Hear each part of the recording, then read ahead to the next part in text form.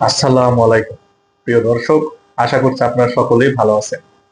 আজকে আলোচনা করব মুগ্ধকে নিয়ে, যাকে নিয়ে সোশ্যাল মিডিয়ায় বিভিন্ন সময় বিভিন্ন রকম গল্প প্রচারণা করা হয় এবং এই মুগ্ধ ধোঁয়াশা কিছুটা হলেও পরিষ্কার হবে আশা করছি। মুগ্ধর প্রথম যে বিষয়টা আসে সেটা মুগ্ধ আর স্নিগ্ধ, তারা দুই ভাই নাকি একজনই দুই না, এটা একদম পরিষ্কার, তারা দুই ভাই, এর মধ্যে কোনো ভুল নাই। তারপরেও অনেকেই বলতে পারেন তাহলে এটা কিভাবে, তাদের জন্য এই ভিডিও একটু দেখুন। একই রকম তো আপনাদের নিশ্চয়ই মজার কোনো কাহিনী আছে। দেখলেন, তারা দুই ভাই কিন্তু একটা লাইভ অনুষ্ঠানে সংযুক্ত আছেন, সেই ভিডিওটা কিন্তু আপনারা দেখেছেন।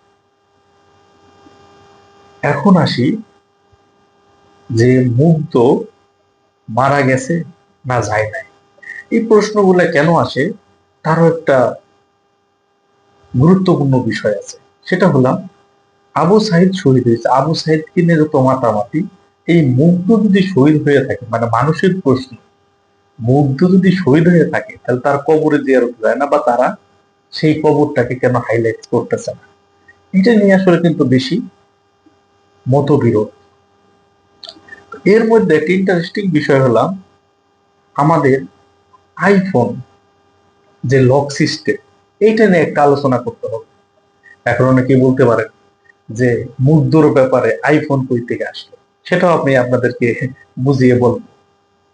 তো আইফোনের লক সিস্টেম যেভাবে কাজ করে, বিশেষ করে যারা ফেস লক ব্যবহার করেন, ফেস দেখেই না কিন্তু আপনার চোখের রেটিনার কিন্তু ওরা একটা আইকিউ নিয়ে রাখে। আপনি দেখবেন, বা আপনি এখন স্ক্রিনে দেখতেও পাচ্ছেন যে ফেস লক কিভাবে কাজ করে। হ্যাঁ, এইভাবেই ফেস লক কাজ করে। তাহলে মুগ্ধর আইফোনের ফেস লক স্নেকডোর দিয়ে কেমনে খুললো? ফেসের মিল থাকতেই পারে, এটাই খোলা সম্ভব না? আমি বানিয়ে বলছি না, স্নেকডোর তার মুখ থেকেই শোনো। আমি যখন মুগ্ধর মারা যাওয়ার পরে একজন অচেনা ব্যক্তি আমার কাছে এসে মুগ্ধর ফোনটা দিয়ে যায়, ওর আইফোন ছিল। আমার আর ওর ফেস একরকম হওয়ার কারণে আমার ফেস দিয়ে ওর আইফোনের লকটা খুলে যেত। আমি যখন ওর লকটা খুলে প্রথম গ্যালারিতে গিয়েছি, প্রথম যে ভিডিওটা ছিল সেই ভিডিওটা ছিল মুগ্ধর সেই পানির ভিডিওটা। শুনলেন, মুগ্ধর আইফোনের ফেস লক খুলে গেছে স্নেকডোর এই ফেস দেখেই খুলে গেছে। এখন আসেন, তাইলে আইফোনের লক সিস্টেম সিকিউরিটি লেভেল কতটা হাই এবং কি জন্য আইফোনের এত দাম, চলুন সেটা একটু দেখে আসি। তবে একজন আইফোন ব্যবহারকারীর ব্যক্তিগত তথ্য হাতিয়ে নেওয়া এত সহজ নয়। বরাবরই নিজেদের প্রোডাক্টগুলোতে নিরাপত্তাকে সর্বোচ্চ প্রাধান্য দিয়ে আসছে অ্যাপল। আইফোনের ক্ষেত্রেও এর ব্যতিক্রম নয়। আর একজন হ্যাকার চাইলেই সহজে একজন আইফোন ব্যবহারকারীর তথ্য হ্যাক করতে পারবেন না। আইফোন হ্যাক করা বা অনুমতি ছাড়া আইফোনের ডাটা বের করা আপাত দৃষ্টিতে অসম্ভব। এমনকি মার্কিন গোয়েন্দা সংস্থা এফবিআই এর মতো সুদক্ষ একটি সংস্থা কয়েক বছর আগে এক সন্দেহভাজনের আইফোনের লক খোলার চেষ্টা করে। শেষ পর্যন্ত খুলতে না পেরে অ্যাপলের দ্বারস্থ হতে হয় এফবিআইকে। তবে আরও মজার ব্যাপার হলো, অ্যাপল কর্তৃপক্ষ সেই লক কিন্তু খুলে দেয়নি। দেখলেন, এফবিআই চেষ্টা করে যে লক খুলতে পারে না, সেটা নাকি মুগ্ধর আইফোনের ফেস লক খুলে গেল স্নেকডোকে দেখে।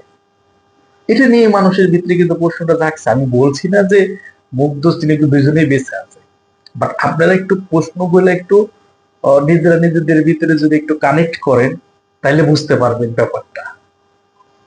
এবং আরেকটা ভিডিও দেখে আপনাকে, চলুন দেখে আসি। ইতালিতে একটা ভিডিও একটু দেখুন। অনেক সুন্দর লাগতেছে, সত্যি অনেক সুন্দর লাগতেছে না? অনেক সুন্দর আসতেছে। দেখলেন, এটা কি স্নেকডো বলে চালানো হচ্ছে? হ্যাঁ, আমরাও বিশ্বাস করি এটাই স্নেকডো। চলেন তাহলে স্নেকডোর একটা বাংলাদেশের ভিডিও দেখে আসি।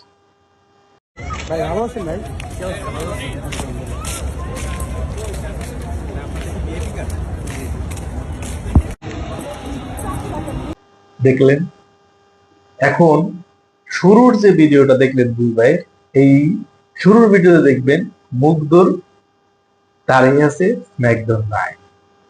পরবর্তী সময় এই লাস্ট যে ভিডিওটা দেখলেন সেই জায়গায় কিন্তু স্ন্যাকদের দাড়ি কম, মুগ্ধর দাড়ি বেশি।